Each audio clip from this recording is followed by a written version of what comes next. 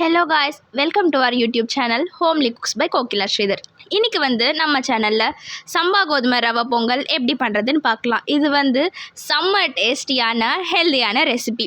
வாங்க இப்போ நம்ம வீடியோக்குள்ளே போகலாம். 1 கப் சம்பா கோதுமை ரவை எடுத்துக்கோம். அதுக்கு 2 கப் பைத்தம்பருப்பு, முந்திரி பருப்பு, கருவேப்பிலை, மிளகு, சீரகம், பெருங்காயம், நெய்.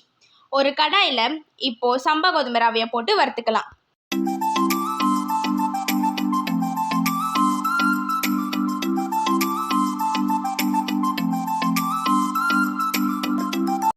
அடுத்ததாக பைத்தம்பருப்பையும் போட்டு நல்லா வறுத்துக்கலாம்.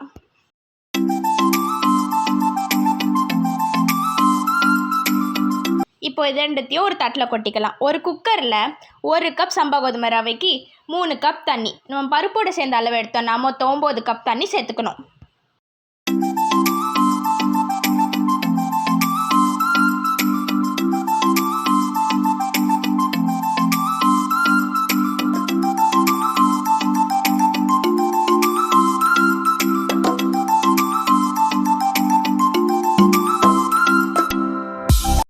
இப்போ நம்ம வறுத்து வச்ச சம்பா கோதுமை ரவையும் பைத்தம்பருப்பும் குக்கரில் சேர்த்துக்கலாம்.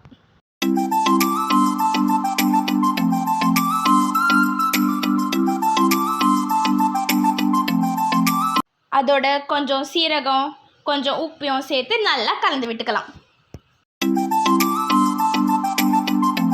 குக்கரில் மொத்தம் 4 விசில் வரணும். ஒரு வாட்டி நல்லா கலந்து விட்டுக்கலாம். இப்போ ஒரு கடாயில் கொஞ்சமாக எண்ணெய், கொஞ்சம் நெய் சேர்த்து நம்ம எடுத்து வச்ச முந்திரி பருப்பு, கருவேப்பிலை, மிளகு, சீரகம், பெருங்காயம், இஞ்சி சேர்த்து நல்லா வறுத்துக்கலாம்.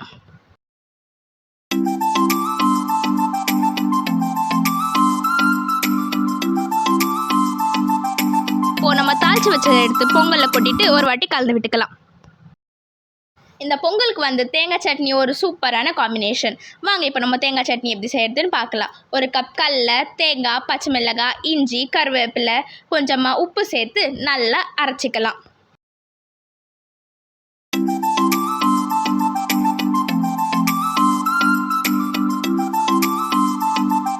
இப்போ நம்ம சட்னி அரைச்சாச்சு, தாளிச்சு கொட்டிக்கலாம். டடா, நம்ம யம்மியான சம்பா கோதுமை ரவை பொங்கல் ரெடி.